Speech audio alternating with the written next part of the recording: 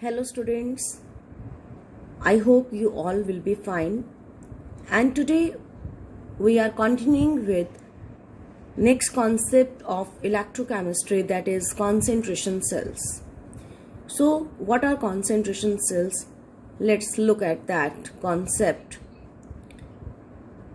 Concentration cells may be of two types.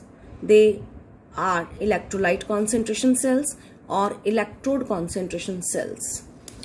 What is electrolyte concentration cell, electrolyte concentration cell and electrode concentration cell?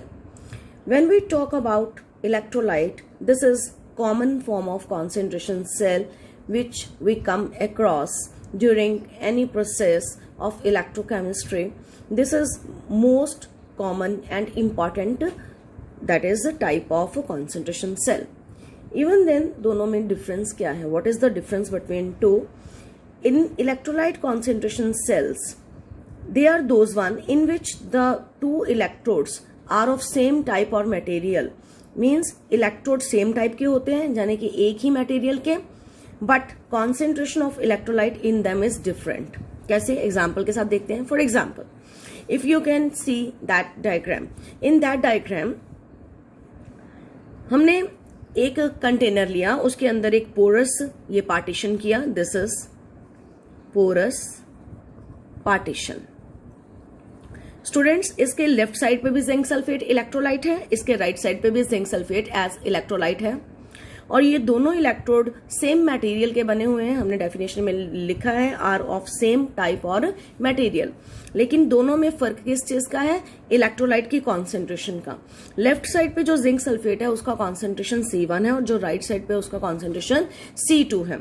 इसलिए यहाँ पे हमने क्या देखा कि यहाँ इलेक्ट्रोड का नेचर सेम है लेकिन इलेक्ट्रोलाइट का कॉन्सेंट्रेशन डिफरेंट है. Hence it is called electrolyte concentration cell.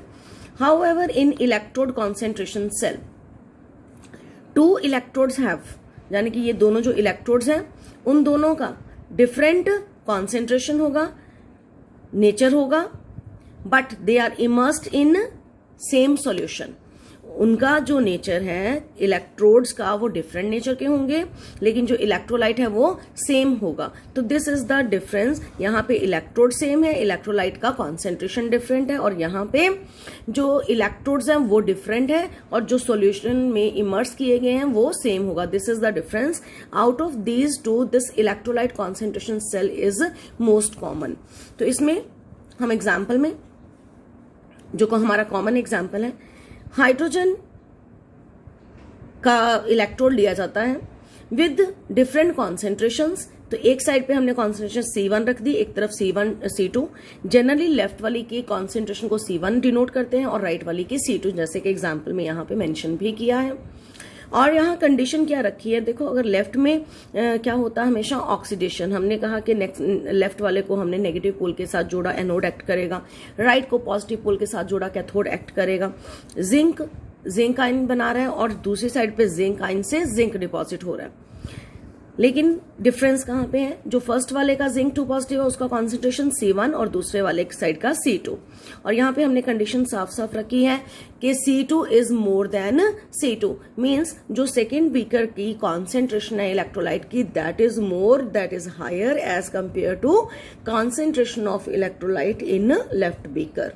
इस कंडीशन के साथ हमारी जो नर्स्ट इक्वेशन है हमने किया EMF निकालने वाला, उसमें जो ई सेल है उसका वैल्यू आपने कहना कि हमने तो नर्स्ट इक्वेशन में E0 सेल पढ़ा था. बिल्कुल ठीक है, E0 सेल की बात की थी. लेकिन यहाँ पे जो E0 सेल है वो 0 हो जाएगा. क्यों 0 हो जाएगा?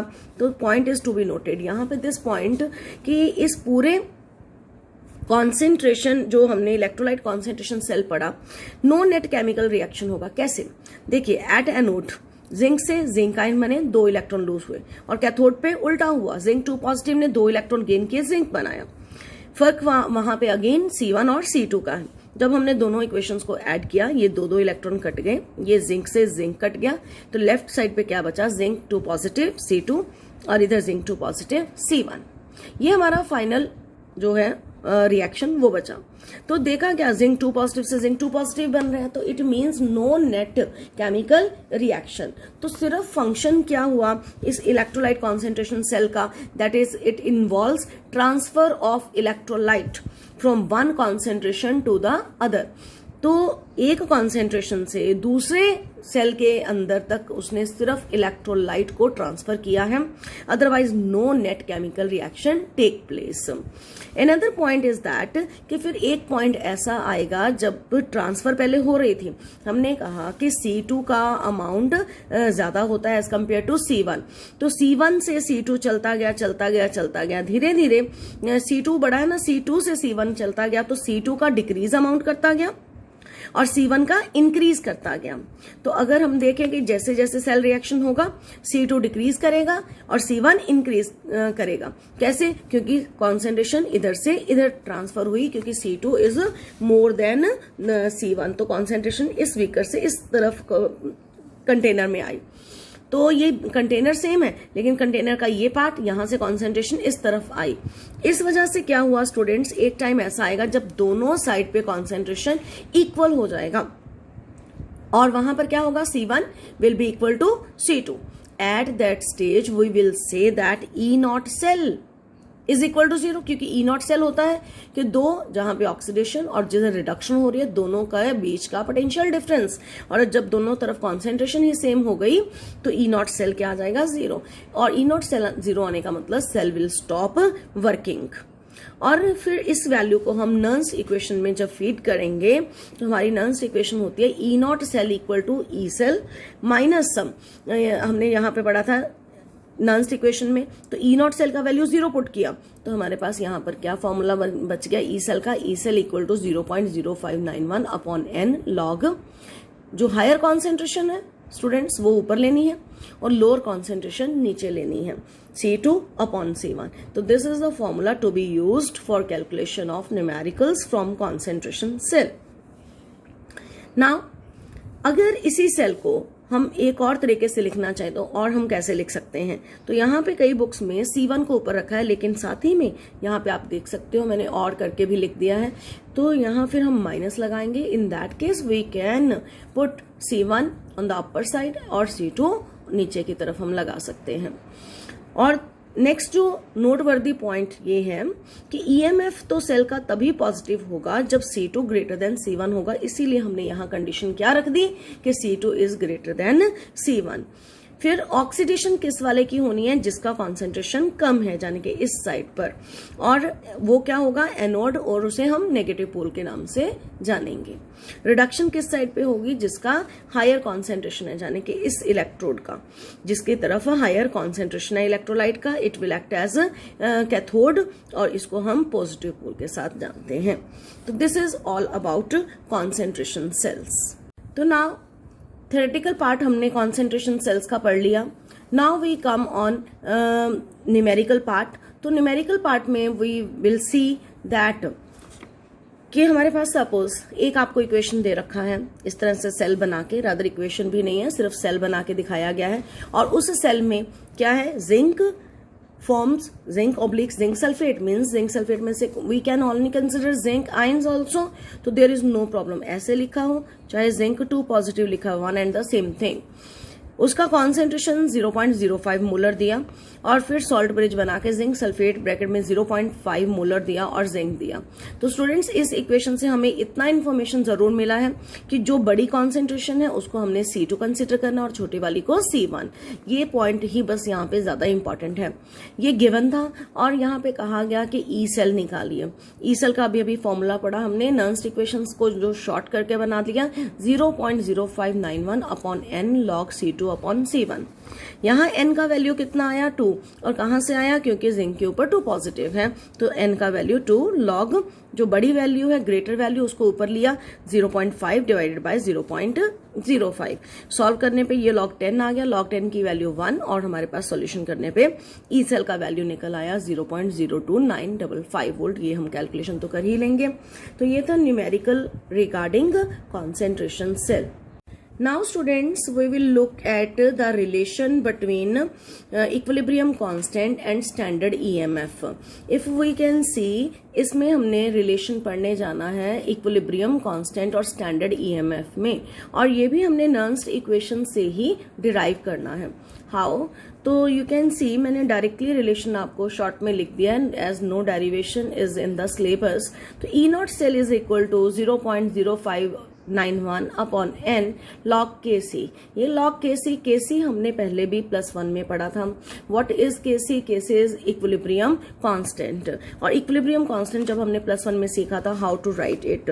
फॉर एग्जाम्पल, अगर हमारे पास ये रिएक्शन है, हम एक जनरल सा ही रिएक्शन लिख रहे हैं जो कॉमन है हमारे पास. If you remember from +1 class, KC को निकालने का फॉर्मूला क्या है? प्रोडक्ट्स की कॉन्सेंट्रेशन हम ऊपर रखते हैं और रिएक्टेंट की नीचे रखते हैं, और यही बात आपने नर्न्स्ट इक्वेशन में भी सीखी. तो इसीलिए नर्न्स्ट इक्वेशन में लॉग के बाद वाला सारा पार्ट क्या आना था? ऑब्वियसली वहां पे भी ऐसे ही आना था, और इसी को हम इक्विलिब्रियम पॉइंट्स में क्या बोलते हैं? केसी, इक्विलिब्रियम कांस्टेंट. तो यहाँ पे लॉग के साथ ये ना लिख के हमने डायरेक्टली क्या लिख दिया? केसी.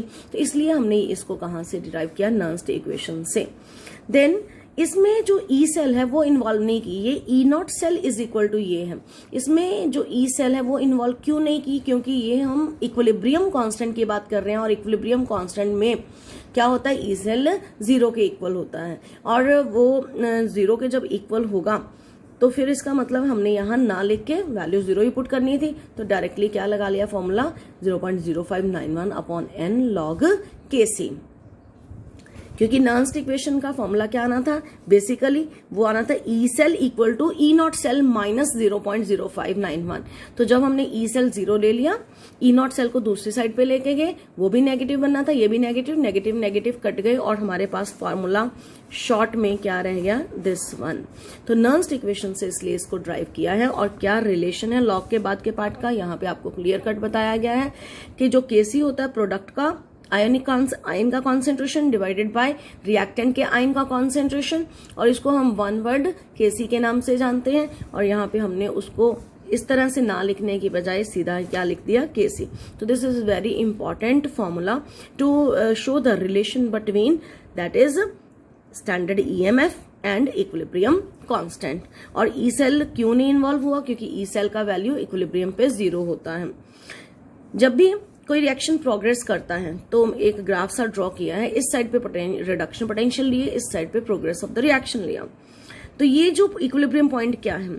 This curve is for oxidation half reaction, this curve is for reduction half reaction. जहां पे ये मीट करेंगे that point is called equilibrium point. इस केसी का सिग्निफिकेंस बहुत ज्यादा है. हमने ऑलरेडी +1 में भी ये बात पढ़ी थी. It tells about the extent of reaction. इसका वैल्यू जितना ज्यादा होगा, व्हाट डज इट मीन? कि रिएक्शन कंप्लीट हो रहा है, यानी कि प्रोडक्ट्स का अमाउंट इंक्रीज कर रहा है. This is main point. Next students, we are going to see the relation between electrochemical cell and Gibbs free energy change of reaction. Electrochemical cell तो हमने इलेक्ट्रोकेमिस्ट्री में पढ़े, और Gibbs free energy of reaction thermodynamics में last +1 class में हमने पढ़ा था. और आज हम रिलेशन सीधा सीधा किस किस के बीच में देखने जाएंगे? डेल्टा जी नॉट और ई नॉट सेल के बीच में. तो स्टूडेंट्स, जब भी कोई रिडॉक्स रिएक्शन होता है तो इलेक्ट्रिकल एनर्जी प्रोड्यूस होगी. अगर इलेक्ट्रिकल एनर्जी प्रोड्यूस होगी तो इसका मतलब जो वर्क डन होगा, इलेक्ट्रिकल वर्क डन, वो किसके इक्वल होगा? क्योंकि वो स्पॉन्टेनियस रिएक्शन होगा. और स्पॉन्टेनिटी का हमने फीचर क्या पढ़ा था? कि डेल्टा जी का वैल्यू नेगेटिव होना चाहिए. इसीलिए यहाँ पे मेंशन है कि डिक्रीज इन फ्री एनर्जी होनी चाहिए, जो कि स्पॉन्टेनिटी के लिए रिस्पॉन्सिबल होती है.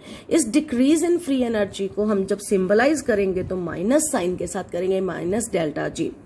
तो इलेक्ट्रिकल वर्क डन को और क्या फॉर्मूला हम पढ़ सकते हैं इलेक्ट्रिकल वर्क डन का? We have studied in the starting of the chapter कि इलेक्ट्रिकल एनर्जी प्रोड्यूस्ड, और इलेक्ट्रिकल एनर्जी प्रोड्यूस्ड फर्दर वो किसके ऊपर डिपेंड करती है? Quantity of electricity multiply by EMF.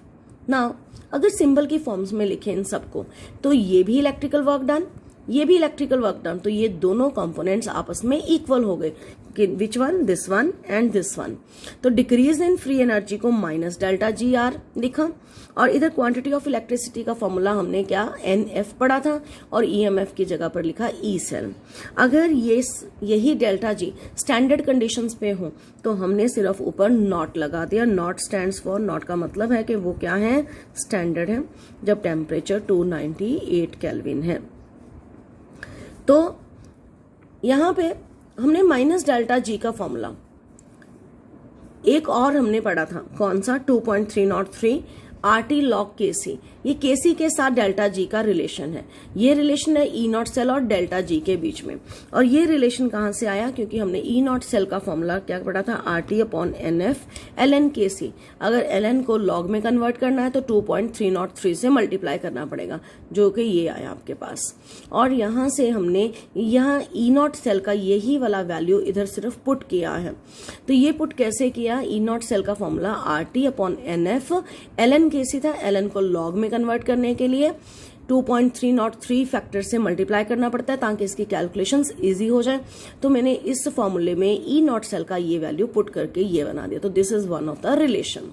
Minus को इधर अगर ले आए तो हम इसी फॉर्मूले को एक्चुअल फॉर्म कैसे लिख सकते हैं, -2.303 RT log KC। तो जब भी आपको न्यूमेरिकल के स्टेटमेंट में गिब्स फ्री एनर्जी चेंज और साथ में KC के न्यूमेरिकल आए तो आपने ये फॉर्मूला अप्लाई करना है। अगर आपको कभी भी गिब्स फ्री एनर्जी चेंज और E नॉट सेल के बीच में कभी आ जाए न्यूमेरिकल तो आपने ये वाला फॉर्मूला अप्लाई करना है। जब ये फॉर्मूला अप्लाई करने हैं तो कुछ चीजों का ध्यान रखना है स्टूडेंट्स। कैसे, एक तो R का वैल्यू 8.314 लेना है और टेम्परेचर जो भी गिवन हो, और मोस्टली 298 ही लेना है जब हम स्टैंडर्ड की बात करेंगे। तो ना भी दिया हो स्टेटमेंट में, जब भी टेम्परेचर ना हो तो इस टेम्परेचर की वैल्यू 298 केल्विन लेनी है। दूसरा यहाँ पे की पॉइंट ये है, R का वैल्यू जाउल्स में कितना लेना है, 8.314। तो अगर हम इसे जाउल में लेंगे तो ऑब्वियस है डेल्टा जी नॉट के यूनिट्स भी क्या आएंगे, जाउल में। तो ये माइनस नहीं है, ये डैश है, मतलब कि जो भी वैल्यू निकालोगे उसके बाद यूनिट्स क्या होंगे, जाउल पर मोल, डेल्टा जी नॉट के। अगर इसी R की वैल्यू हम लोग 8.314 इंटू 10⁻³ किलो जॉल पर केल्विन पर मोल लेंगे तो डेल्टा जी नॉट के यूनिट्स बिगर यूनिट्स आएंगे, किलो जॉल पर मोल। और कोशिश करनी है हमने कि हमेशा हम यूनिट्स के जो आंसर है डेल्टा जी का, उसके यूनिट्स किलो जॉल पर मोल में ही निकाल के आए। नेक्स्ट इंपॉर्टेंट वर्दी पॉइंट जो कि हमने +1 में भी पढ़ा था और यहाँ पे भी रिपीट कर रही हूँ, जो डिक्रीज इन फ्री एनर्जी है स्टूडेंट्स, जो फ्री एनर्जी है, अगर मैं बिल्कुल सिंप्लिसिटी से आपको बताऊं, वो डिक्रीज हो रही है, मींस कम हो रही है, यानी कि फ्री एनर्जी नहीं है, अब सारी एनर्जी यूटिलाइज हो रही है, क्या करने में, वर्क करने में। और कितना वर्क, जब ये कम हो रही है इसका मतलब हम मैक्सिमम काम कर रहे हैं, अब हमारे पास कोई फ्री एनर्जी नहीं है। तो -ΔG इज इक्वल टू क्या आ जाएगा, Wmax। और ये सिंपल सा तरीका है इसको याद रखने का कि जब गिब्स, डेल्टा जी क्या है, गिब्स फ्री एनर्जी, जब फ्री एनर्जी है ही नहीं या कम होती जा रही है, इसका मतलब हम सारा ज्यादा काम कर चुके हैं, इसीलिए -ΔG को हम वर्क मैक्सिमम बोल सकते हैं या मैक्सिमम वर्क डन। तो this is maximum work done. Now we go through the numerical part of that, just have a look.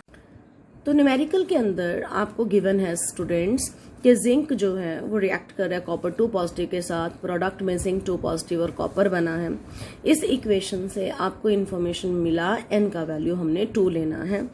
ये भी एक तरह का गिवन ही होता है, जब हम इक्वेशन ही दे दी तो n का वैल्यू भी मीन्स गिवन है, हमें ही उसको ध्यान में रखना है स्टूडेंट्स। और क्या क्या गिवन है, zinc 2 positive oblique zinc means हमें दोनों इलेक्ट्रोड्स के रिडक्शन पोटेंशियल्स गिवन है, मेटल आयन पहले है मेटल बाद में है, तो दोनों इलेक्ट्रोड्स के रिडक्शन पोटेंशियल्स गिवन है। हमें F का वैल्यू तो पता ही है, 96500 कूलम पर मोल लगाना है, ये गिवन था। दैट मच जो था डेटा आपको गिवन है। और अब आपको फाइंड क्या करना है, डेल्टा जी नॉट निकालना है, मैक्सिमम वर्क डन निकालना है, स्टैंडर्ड गिब्स फ्री एनर्जी निकालनी है और इक्विलिब्रियम कांस्टेंट KC निकालना है। तो 2 फाइंड भी आपको पता चल गया होगा। तो हाउ टू कैलकुलेट पहले E not cell is equal to E not cathode minus E not anode आया, और यहाँ पे ई नॉट कैथोड का वैल्यू हमने कैथोड पे कौन सी वैल्यू लेनी है, जो इन दोनों इलेक्ट्रोड में से जिसके बीच में यहाँ पे रिएक्शन उसने हमें करके बताया है बड़ी है, वो वाली वैल्यू कैथोड वाली वैल्यू ले ली। माइनस 0.76 आया, और हमारे पास ये माइनस माइनस प्लस होने के बाद वैल्यू 1.10 वोल्ट आ गया। नाउ ये हमारे पास क्या आया, ई नॉट सेल। अब डेल्टा जी नॉट कैसे निकालेंगे, यहां से हमने सबसे पहले डेल्टा जी नॉट निकालना है ना, तो हम ए पार्ट में डेल्टा जी नॉट निकालने जा रहे हैं, जिसका फॉर्मूला अभी हमने पढ़ा minus N F E not cell. N का वैल्यू 2 पुट किया, 96500 पुट किया, ई नॉट सेल 1.10 पुट किया, सबको मल्टीप्लाई किया, आगे माइनस आया है। माइनस डेल्टा जी नॉट के आगे माइनस आने का मतलब रिएक्शन इज स्पॉन्टेनियस, जबकि अगर ई नॉट सेल पॉजिटिव आए तो रिएक्शन स्पॉन्टेनियस। तो इन चीजों में को आपस में कंफ्यूज नहीं करना। तो ये रिएक्शन होने का मतलब है, ये हमारा आंसर माइनस में आ रहा है, और ये माइनस क्या सिग्निफाई कर रहा है कि डेल्टा जी नॉट का वैल्यू अगर नेगेटिव आए तो reaction is spontaneous, reaction possible है। ये वैल्यू आई जाउल पर मोल में, और अभी अभी हमने कहा था कि डेल्टा जी नॉट के बिगर यूनिट्स के फॉर्म में आंसर निकालना चाहिए, तो हमारे पास यही क्या बन जाएगा, और हमने इसको क्या कर देना, 1000 से डिवाइड कर देना है किलो जाउल में कन्वर्ट करने के लिए। जब 1000 से डिवाइड किया तो आंसर क्या बन गया, -212.3। अब सेकंड पार्ट में हमने क्या निकालना है, डब्ल्यू मैक्स। अब डब्ल्यू मैक्स कैसे निकालना है स्टूडेंट्स, तो रिलेशन क्या पड़ा कि minus delta G naught is equal to W max. तो डब्ल्यू मैक्स क्या, मैक्सिमम वर्क डन क्या हो गया, सिर्फ हमने ये माइनस डेल्टा जी नॉट है ना, माइनस तो ये है ही है, माइनस और ये डेल्टा जी नॉट की वैल्यू तो क्या आ गई, ये माइनस तो डेल्टा जी नॉट के आगे जो ये वाला लिखा है वो आ गया, और माइनस ये वैल्यू आ गई दिस वन, तो माइनस माइनस क्या हो गया प्लस। तो 212.3 चाहे किलो जाउल अकेला लिख दो चाहे किलो जाउल पर मोल लिख दो, कोई डिफरेंस नहीं है। ये मैक्सिमम वर्क डन आ गया। नाउ लास्ट पार्ट में उसने कहा केसी निकालिए, तो मैं आपको केसी निकालने का भी मेथड यहां से बता दूं। तो फॉर्मूला हमने क्या पढ़ा था कि जो डेल्टा जी नॉट है it is equal to -2.303 RT log KC, right. Delta G naught की वैल्यू हम अगर जाउल में लेंगे तो आर भी जाउल में लेंगे, अगर इसको किलो जाउल में लोगे तो ये भी किलो जाउल, तो वो कोई फर्क नहीं है। यहाँ पे हमने सपोज जाउल में ले ली वैल्यू, ये माइनस साइन ऑलरेडी साथ में लगा था, ये वाला माइनस 2.303 माइनस माइनस से कट गए। आर का वैल्यू 8.314 ले लिया जाउल में, क्योंकि ये वैल्यू हमने डेल्टा जी नॉट की जाउल में ली। यहाँ पे भी स्टूडेंट्स गलती करते हैं कि इधर किलो जाउल ले लेते हैं और इधर जाउल, नो, दोनों तरफ यहाँ जाउल लो, जहाँ दोनों तरफ किलो जाउल लो, एक ही मतलब है। तो टी का 298 वैल्यू पुट किया, log KC. Now log KC equal to क्या हो गया, दिस वन डिवाइडेड बाय 2.303, नीचे सारा ये पार्ट, ये वाला सारा वैल्यू नीचे आ गई। अब जब हमने डिवाइड किया, डिवाइड करने के बाद हमारे पास वैल्यू कुछ इस तरह से आती है।